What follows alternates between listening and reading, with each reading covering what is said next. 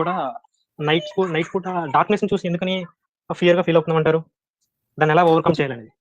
Sure చెప్తానండి. వెనక పిల్లలు కొంచెం సౌండ్ చేస్తున్నారు. మీరు సైలెంట్‌గా ఉన్న ప్లేస్ కన్నా వెళ్ళండి. లేదా క్వెషన్ అడిగిన తర్వాత మ్యూట్ చేసేసేయండి. నేను I will finish the answer. Okay. Okay. చీకటిని చూస్తే భయం అనేది ఇట్స్ ఎ న్యాచురల్ ఇన్‌స్టింక్ట్ అండి. ఓకే. ఎందుకంటే మనకి విజువల్ స్పెక్ట్రమ్ మిగతా జంతువుల కంటే తక్కువండి. తక్కువంటే ఇట్స్ ఎ డిఫరెంట్ స్పెక్ట్రమ్. తక్కువని చెప్పడానికి లేదు, ఎక్కువని చెప్పడానికి లేదు. మనకొక స్పెక్ట్రమ్ ఏదైతే ఉందో, కొన్ని నైట్ జంతువులు ఉన్నాయనుకోండి, పిల్లి ఉందనుకోండి, దానికి నైట్ విజన్ బానే ఉంటదండి. రైట్? రాత్రి వేటాడే జంతువులు. వాటికి చీకటి అంటే భయం ఉండదు. In fact they are excited when it is dark because they can hunt. మనుషులకి ఎందుకు భయం అంటే, తెలియని దాని గురించి భయపడటం అనేది ఇట్స్ ఎ సర్వైవల్ ఇన్‌స్టింక్ట్ అండి. అయితే ఆ భయం అనేది ఇప్పటికి కూడా అలాగే ఉండిపోయిందండి. And it is a fundamental operating system feature. ఎలాగో చెప్తాను చూడండి. సినిమా ఉందనుకోండి, అదొక హారర్ సినిమా అని మీకు తెలుసు.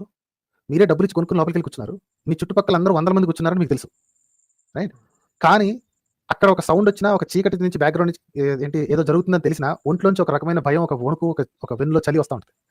రైట్? How is that? అది అక్కడ జరుగుతున్న వీడియో మీకు తెలుసు. నథింగ్ ఇస్ రియల్ అని మీకు తెలుసు. పక్కన ఇంటర్వెల్ టైంలో లైట్ ఏయంగానే అందరూ చూసి పక్కన చూసి ఇంతమంది మధ్యలో ఉన్న సంగతి మీకు తెలుసు. అండ్ అదొక సినిమా అని మీకు తెలుసు. But still you get afraid. దీనికి మీరు చెప్తున్న ఎక్స్‌ప్రెషన్‌కి, చీకటి అంటే భయానికి ఒకే ఒక ఫండమెంటల్ రీజన్ అండి. చీకటి దాని గురించి అంటే చీకటి అని తెలిసినప్పుడు అన్నోన్ ఏరియాస్‌ని చూసినప్పుడు భయపడటం అనేది ఇట్స్ ఎ సర్వైవల్ ఇన్‌స్టింక్ట్. అలా భయపడి తప్పించుకుని పారిపోయి సేఫ్ పొజిషన్‌కి వెళ్ళిన జంతువులు బతికి బయటపడతాయి. లేదు అదేంటో తెలుసుకోవాలి అనుకుని ఎళ్లి అక్కడ ఏ డేంజర్‌కో లేకపోతే ఇంకొక జంతువుకో ఆహారం అయిపోతే ఆ పర్టిక్యులర్ జంతువులు, అది మనుషులైనా సరే, జంతువులైనా సరే, they have ended their life. వాళ్ళకి నెక్స్ట్ తరం ఉండదు. సో ఎవల్యూషన్ ఏం చేసింది అంటే ఇట్ స్టార్టెడ్ ప్రిఫరింగ్, అంటే ఎవల్యూషన్ అనేది ఒక వ్యక్తి కాదు, ఒక వస్తువు కాదు. బట్ స్లోలీ తరాలు గడుస్తున్న కొద్దీ జరిగింది ఏంటి అంటే అన్నోన్ విషయాల గురించి, చీకటి గురించి భయపడిన వాళ్ళు లేదా భయపడిన జంతువులు దాని నుంచి అవాయిడ్ చేయగలిగినవి, చీకటిని గానీ అన్నోన్ ఏరియాస్‌ని గానీ అవాయిడ్ చేసే జంతువులు బతకడం కనిపిస్తాయి. This is a survival instinct అండి.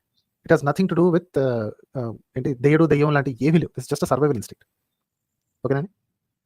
ఓకేనా. ఇంకో నెక్స్ట్ క్వెషన్ ఏంటంటే, ఇది ఏ గాడు లేడని రేషనల్‌గా థింక్ చేసినప్పుడు మనకు తెలిసినప్పటికీ కూడా ఒక డౌట్ అయితే ఉండిపోతుంది. ఏంటంటే ఆ లైఫ్ యొక్క పర్పస్ ఏంటి? మనిషి పుడుతున్నాడు, చనిపోతున్నాడు. లైఫ్‌కి ఒక మీనింగ్ ఏంటి? పర్పస్ ఏంటి?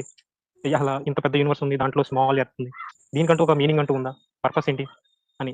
దానికి ఏమైనా ఆన్సర్ ఉందన్నయ్య? చాలా easy answer. Purpose is what you make it to be. మన చేతుల్లోనే ఉందండి. దీంతో ఇప్పుడున్న జీవితంతో ఏం చేయాలి అనే పర్పస్ మన చేతిలోనే ఉంది. ఇంకోళ్ళు చెప్పే పని లేదు, ఇంకోళ్ళు చేసే పని లేదు. మేబీ ఇంకోళ్ళు ఇన్‌ఫ్లుయెన్స్ చేయొచ్చు. పక్క వాళ్ళు, మిగతా పరిస్థితులు, మీ వయసు, మీ ఎగ్జిస్టింగ్ ఇప్పటివరకు మీరు గ్యాదర్ చేసుకున్న నాలెడ్జ్, వీటన్నిటిని బేస్ చేసుకుని మీకున్న దారుల్ని మీరే చూసుకోవాలి. ఓకే. మిగతా వాళ్ళని అడిగితే వాళ్ళు కొన్ని సలహాలు ఇస్తారు, కానీ చేసేది మీరే. ఫైనల్ పర్పస్ అనేది ఏమీ లేదండి. చిన్నగా ఉన్నప్పుడు మీ పర్పస్ ఏంటి? అంటే పచ్చి మెటీరియలిస్ట్‌గా మాట్లాడుకుంటే you're suppose to grow up, be healthy as much as possible, don't die of diseases, get married and procreate. Married కూడా మనం ఏర్పాటు చేసుకున్న విధానం ప్రొక్రియేట్. ఇది పక్కా మెటీరియలిస్ట్ థాట్ ప్రాసెస్. కానీ మీరు ఉండేది ప్యూర్ మెటీరియలిస్టిక్ వరల్డ్ కాదు. మీరు సంఘంలో ఉంటారు, సమాజంలో ఉంటారు. కాబట్టి సమాజానికి కావాల్సింది, ఎందుకంటే మీరు హ్యాపీగా ఉండాలంటే మీ చుట్టుపక్కల వాళ్ళు హ్యాపీగా ఉంటే they will make you happy in turn. Right? మీరు మిగతా వాళ్ళని మీ స్వార్థ ప్రయోజనాల కోసం వాళ్ళని ఇబ్బందులు పెడుతూ ఉంటే వాళ్ళు మిమ్మల్ని హ్యాపీగా ఉంచరు. ఇంకొకళ్ళు మిమ్మల్ని అదే విధంగా ఇబ్బంది పెట్టడానికి ట్రై చేస్తారు. So it is in our best interest to act అంటే నటించడం కాదు. It is to be helpful as much as you can. Life యొక్క మీనింగ్ గురించి చూసుకున్నప్పుడు నైలిజం ఫిలాసఫీని అప్పుడు యాక్సెప్ట్ చేయొచ్చా సార్? నిహిలిజం అనేది ఏమీ లేదు, వేస్ట్ అనేది ఇట్స్ డిప్రెసింగ్ థాట్. నేను ప్రపోజ్ చేసేది ఏంటంటే ఇట్స్ అన్ ఆప్టిమిస్టిక్ వరల్డ్. మీరు చాలా పనులు చేయొచ్చండి. అంటే వయసు తగ్గట్టు చెప్తాను. మీరు 70 ఇయర్స్ పాటు ఉన్నారనుకోండి, ఇప్పుడు ఇంకేం చేస్తారు, నాకు ఇంకో కొన్ని సంవత్సరాలు ఉంది అని అనుకోండి. ఓకే. మీ ఆలోచనలన్నింటినీ ఇన్నాళ్ళు మీ లైఫ్ హిస్టరీలో పుస్తకం రాసేయండి. That's your purpose in life. ఇంట్రెస్టింగ్గా రాయండి, కొత్త కుర్రోళ్ళకి అర్థమయ్యేటట్టుగా, అందులో చమకులు అవి యాడ్ చేసి ఇంట్రెస్టింగ్గా రాయండి. That's your purpose. 60 ఇయర్స్లో ఉన్నారు, మీకు ఇప్పుడు ఏంటి పర్పస్ అని అనుకోండి. మీకు గ్రాండ్ సన్స్, గ్రాండ్ చిల్డ్రన్ ఉన్నారనుకోండి, వాళ్ళని టేక్ కేర్ చేసుకోండి. That's your purpose. 50 ఏళ్ళు ఉన్నాయి, మీకు ఇంకో కొన్నాళ్ళలో రిటైర్మెంట్ ఉంది, మీరేం పని చేస్తారు? ఓకే. రిటైర్మెంట్ తర్వాత ఎన్ని సంవత్సరాలు మీరు బతుకుతారో, మీకు అన్ని సంవత్సరాలకి హ్యాపీగా ఉండాలి అంటే మీరు ఇన్నాళ్ళు చేసిన ఇన్వెస్ట్మెంట్ అన్నింటినీ పక్కకు తెచ్చుకోవాలి. That's your purpose. మిమ్మల్ని నమ్మి మీతో పాటు వచ్చిన మీ సహచరిని, ఇఫ్ యూర్ మ్యాన్, మీ husband if you're women, how to live life as healthy as possible in this time, అది ప్లాన్ చేసుకోవడం, దానికి తగ్గట్టుగా పని చేయాలి. That's your purpose in life.